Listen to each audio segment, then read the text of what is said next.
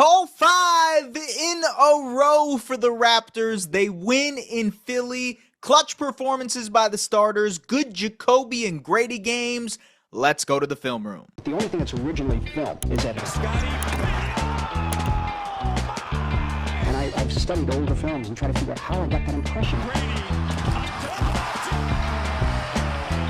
I was getting meetings right in the cutting room. The unique thing about film is an art form exactly. is the editing. In their Hornets game, we talked about clutch principles for the Toronto Raptors, and one of them was using Brandon Ingram in the pinch post area. This is, high post, but regardless, pinch post is around here. Getting him a post-up opportunity creates good looks for the Toronto Raptors. They continue to lean on that in clutch scenarios like tonight versus Philadelphia. So here, you see the double comes immediately for Ingram. This gets the Sixers defense in rotation. And this is where the Raptors added passing, right? Their good playmakers can make plays. RJ, capable playmaker, especially against a tilted defense. He's going to swing this pass in the middle of the paint. And this creates a good opportunity for Scottie, who's great in the middle of the floor. Nice kick out pass to Quickley, who gets a good shot. The Raptors missed that, but that became the basis of their offense throughout this game. So now you see a cross screen action between BI and RJ so that BI can pop out in this pinch post area once again. And so as you see it, cross screen happens. BI gets the smaller edge comb on him. And because Immanuel Quickley, and the Raptors are really smart with this, because IQ is one pass away, RJ is timing his cut. If you remember, this is the exact same play that they scored against in the clutch against the Hornets. RJ times this cut. Scottie's on the opposite side, so if everything blows up, him and Jakob can run an empty side pick and roll. But they keep IQ here above the break to put pressure on the defense, specifically one pass away, which is Tyrese Maxey. So it's harder for this guy to help off of IQ. Regardless, he does. And so this double comes. Good patience by Immanuel Quickley. A good job by IQ to shift from above the break to here to pressure Quentin Grimes more. And so that creates an opportunity for Quick, who knocks down this shot. Call 5. And now it's Scottie Barnes in the pinch post area, and a very similar dynamic for the Raptors. IQ one pass away. This time, you don't get the help. VJ Edgecombe does not help off Immanuel Quickley. He doesn't want them to torch them. He says, I will concede the 2 versus the 3. Scottie takes Maxey here. It ends up in an offensive rebound, and he finishes. But it's the exact same play once again. This is the third time in a row where the Raptors are running it and getting good offense from it. So pinch post area for Brandon Ingram. This time, the Sixers do a good job of negating the opportunity. And so you see here, they have Quentin Grimes on him. Double comes, but it's a good job recovering out by VJ Edgecombe on the double. Jabari Walker is here for the cut. So the Raptors are limited in their options, and so this forces it for Brandon Ingram, the fourth option essentially, to kick it out to Scottie Barnes, and they have to create off of the bounce here. This nullifies the action, right? And so this is why I brought this play up. After a while, the pinch post stuff didn't work, but then they went to option number 2, which is the pick and roll between Yak and Immanuel Quickley. So again, high ball screen between IQ and Yak.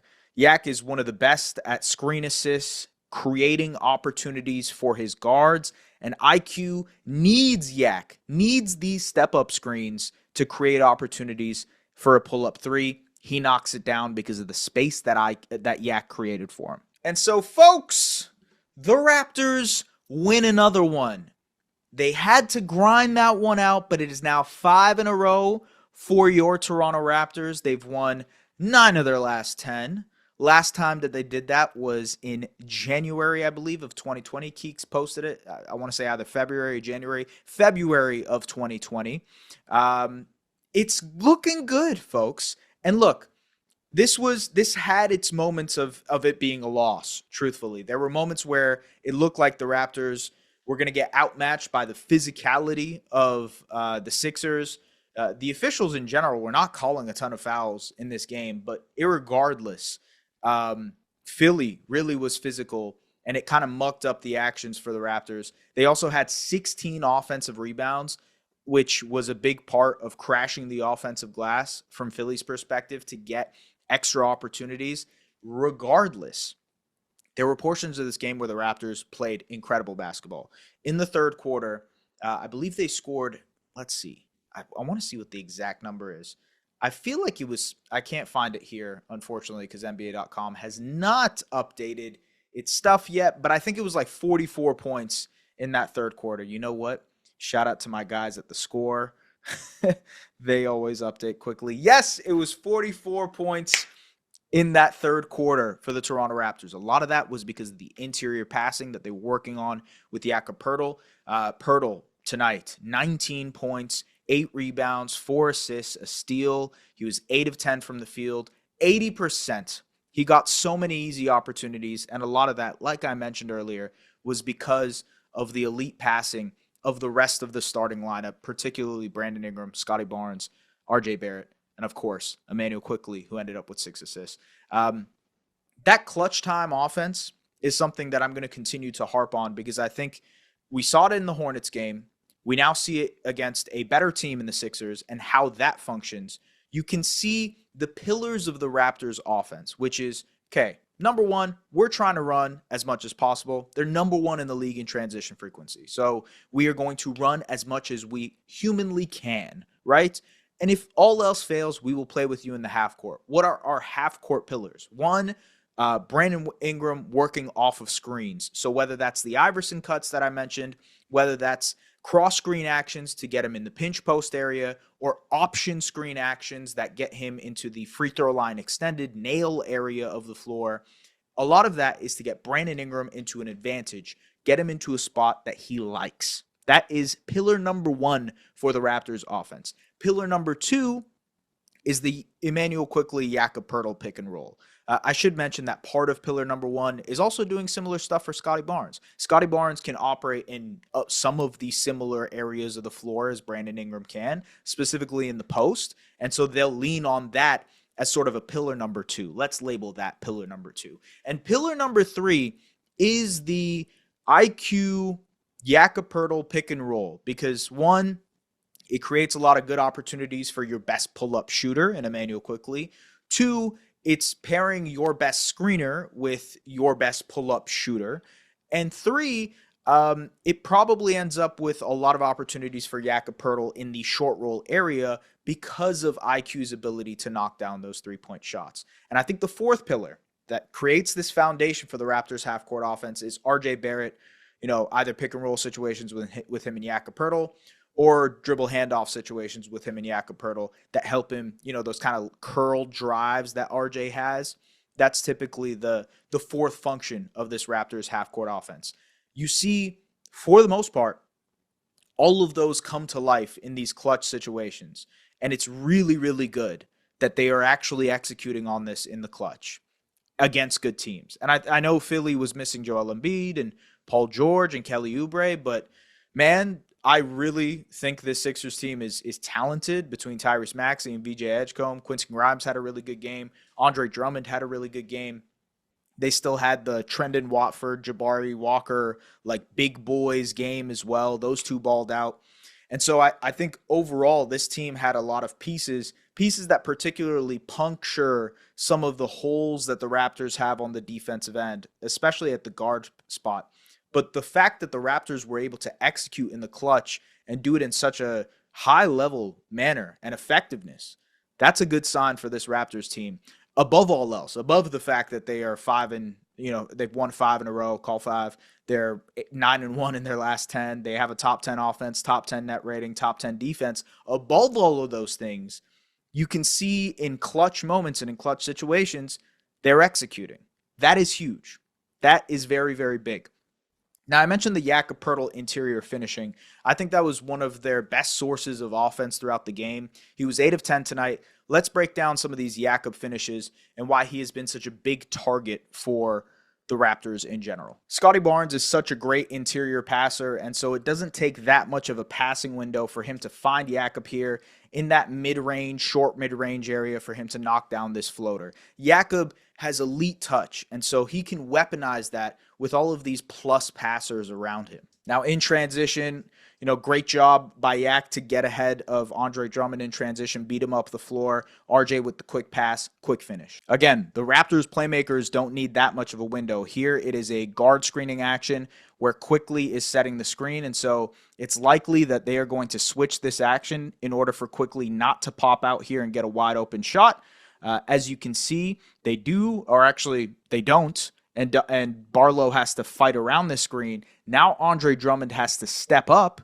And so step up means the easy option, and a beautiful pass by Scottie Barnes is a nice dump off to Jakob Poeltl for the finish. And that's exactly what happens here. Jakob gets it down. I like this too. Quick pick and roll that gets the switch of Drummond onto Immanuel Quickley. And now Quick can take advantage, get downhill against Drummond, and a really nice no-look dump-off pass by Quick to Jakob for the finish. Even off of secondary action, so here, Quick gets it to RJ, who attacks downhill, and again, a beautiful dump-off pass here. Yak takes advantage, gets the foul. Raptors love when Scottie Barnes shorts this pick and roll, and so, as you can see, they blitz this, right?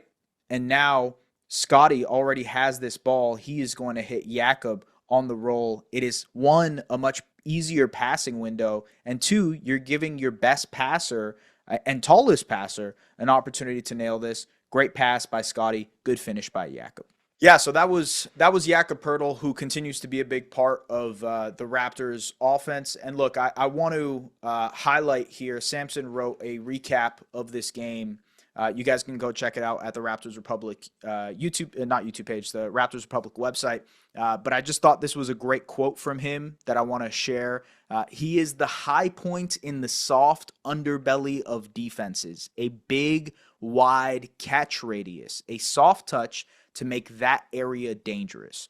In simpler words, and Samson is a really great writer, but just simply put, he is saying that his wide frame, the fact that he can be such a gigantic force in that middle area of the floor, is what puts so much pressure on the defense. And it also creates opportunities for other guys, right? For Immanuel Quickley to get downhill, for Immanuel Quickley to pull up from three, for RJ Barrett to get downhill because of Yak's rolling gravity.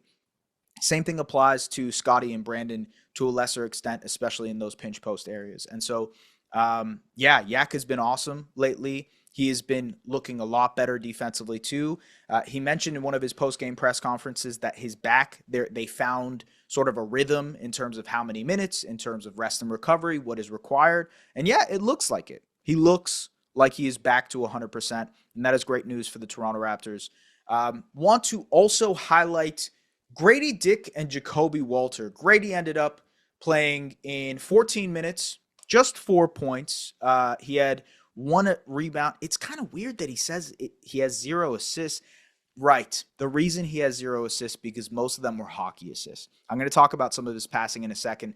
Jakob Poeltl, 14 minutes as well. 11 points for him. Knocked down 3 of his 4 threes. He was actually the first sub off of the bench for the Raptors tonight, and I think a lot of that was because they wanted him to guard Tyrese Maxey.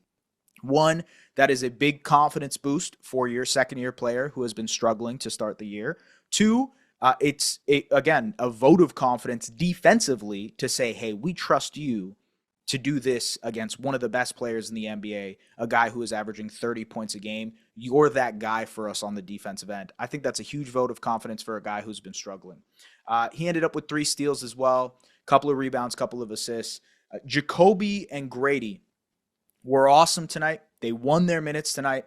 I thought they did a great job of maximizing their opportunities, both on the defensive and offensive end of the floor. And when those guys are playing as well as they did today, I know Gradey didn't end up scoring as much as you'd hoped, but when those guys play like they did today, it raises the ceiling of this team. It provides the Raptors with a baseline level of competence when their starters are not on the floor. And most importantly, they are learning to maximize their opportunities in low usage roles. Because last year as a rookie, Jakob Poeltl got tons of opportunity, got ample opportunity to create for himself, be a middling usage player. That's not available on this team anymore with Brandon Ingram in the fold with IQ healthy. The same thing applies to Gradey Dick, who was a full-time starter when he was healthy last year. So how does he work in the liminal spaces of the offense? How do these guys maximize taking just a total of 9 shots tonight and maximize and score 15 plus points a night? Let's talk about Gradey and Ja'Kobe. Thought they were both awesome. Let's break it down. So this is why they bring Jakob Poeltl into the game, guarding Tyrese Maxey, doing a great job of staying in front of him. You know, even when he recatches the ball, he's fighting through these screens. So this is why they brought Jakob Poeltl into the game, staying next to Tyrese Maxey with his speed, walling off these driving opportunities. Little later, right, he's one-on-one. They're going ISO with him versus Ja'Kobe. Does a great job of staying here, and a good job by Brandon Ingram to pinch in on this drive, forces him into a tough shot. Raptors run a guard screening action for Jakob Poeltl, and so this is trying to get the smaller VJ Edgecombe onto Brandon Ingram. It's a nifty play. It's empty side, so it gets Ja'Kobe to really shake up to an empty corner for him to knock down this shot. Great confidence by him to knock that down. Using his length in passing lanes, I've mentioned before how that is the way Gradey Dick wins on the defensive end. Here, he steals the ball, goes all the way, and dunks it as well. Good team defense by both Gradey Dick and Jakob Poeltl here. Trendon Watford has been killing them. Good job by Gradey of staying in front, and a great blind double by Jakob Poeltl to steal this. He is one of the only 3 players of Scottie, Jakobe, and CMB to be able to successfully do that blind double this season. Again, winning in a team context defensively for Gradey. So here, VJ Edgecombe is attacking the closeout. Good job of setting his feet outside of the restricted area to draw the charge. Again, Ja'Kobe continues to be aggressive offensively. I liked where he picked his spots tonight. This time settles into a floater finish, attacking and closeout. Dying seconds of the first quarter, a good job by Gradey Dick to force a tough shot by Jared McCain. That should have counted as a block, by the way. And then once again, one-on-one situation with Jared McCain. He stonewalls him, gets a stop, and then the Raptors force a turnover, get out and run it. This was an absurd play by Gradey Dick. So a pick and roll. And by the way, Darko Rajakovic continues to harp on how underrated of a playmaker Gradey is. These are the moments where he pops and shows it. And I thought this was one of his most confident passing games in his career so far. So pick and roll situation. He jumps and twirls this pass to Scottie. Nice touch pass by Scottie as well to Yak for the finish. But that was created because of Gradey Dick from the hockey assist. Again, confidence from Jakob Poeltl to knock down this 3 against the zone. Really great job there. And this is another wild pass. So spins baseline, jumps in the air, and somehow one-armed pass to Sandro across the court. Good steal here by Ja'Kobe, being opportunistic in the fast break situation. Scottie gets the dunk. So good help defense by everybody here, but also good defense by Gradey Dick, who stays with Jalen Edwards. They force the turnover there as well. Pick and roll with IQ and Sandro, and this time Sandro just attacks. A great job by Jakob Poeltl to relocate to the corner, shake to the corner to create an easier passing opportunity for Mamu, who does exactly that, passes it to Ja'Kobe, who knocks down the corner 3. Big shot, big opportunity. And so look, on top of the fact that like Scottie is playing all-star basketball, all defense level basketball, on top of the fact that Jakob Poeltl looks healthy again, on top of the fact that Immanuel Quickley is starting to look better and figure things out, and he's knocking down his shots finally, so the offense it looks good. RJ had a really great game tonight, who ended up with, 22 points. He had an excellent second half, working as a cutter, working as a guy who was finishing in and around the basket. His three-point shot also came back in that second half, which was a really good sign. BI continues to just surgically carve up defenses, especially in that pinch post area. But above all of that, and also above the fact that like Mamu consistently good off of the bench, Jamal Shed provides a punch off of the bench, Gradey Dick has provided a bunch off the bench. If Jakob Poeltl is providing you with what he provided you tonight, or can on certain nights, on certain occasions, give you what he gave you tonight, it's a huge win for the Raptors. The ceiling of this team changes, and that's how massive it is for that guard rotation to really figure itself out. Ochai Agbaji was available tonight, did not play. Colin Murray-Boyles was doubtful, ended up not playing with an MCL sprain in his right knee. We'll see how serious that is. We'll see what the grade of that sprain is and how many games he ends up missing. The Raptors definitely missed his size and athleticism on the wings tonight. Philly took advantage of that, but the guard play from the Raptors was really good, and that includes both Gradey Dick and Jakob Poeltl. Folks, the Raptors are good. The Raptors are actually a good basketball team. And I know they've had an easy schedule, a couple of easy wins, et cetera, but you got to take care of business. And I thought Philly tonight was an opportunistic win. Of course, you're missing Embiid, but again, still a very talented team. You have the Wizards next. On Friday, I will be there in Scotiabank Arena, so you won't see me posting clips on Twitter, but you'll see the same film room that you usually do. They've got the Nets on Sunday. They have the Cavaliers on Monday, which I will also be in arena for. Should be a very good game. That is probably their biggest challenge that they've faced so far. Hopefully that team ends up being healthy on Monday to look at. The Pacers on Wednesday. Again, that team has one win so far this season. The Hornets, who they just beat in a tight one, we'll see how they look at Charlotte. And then another good test against the New York Knicks, who just got Jalen Brunson back. After that, that is November. That's over. They have a tougher December, no question about it. They got the Blazers, the Lakers, the Celtics a couple times. They got the Bucks again, the Heat, who are an interesting team. Tail end of the month is the Warriors, Magic, and Nuggets. Gets a little interesting there, but they're giving themselves a cushion in the standings. And they're now, if I'm not mistaken, they are the second seed in the Eastern Conference. They are the second seed in the Eastern Conference. So quite the cushion they're developing. Folks, I'm sitting on my cushion. I'm comfortable. This has been an awesome season. I hope we can continue on with the good vibes. Call 5. Subscribe to Raptors Republic. We appreciate you guys as always. Keep rocking with us. We'll see you later. Bye-bye.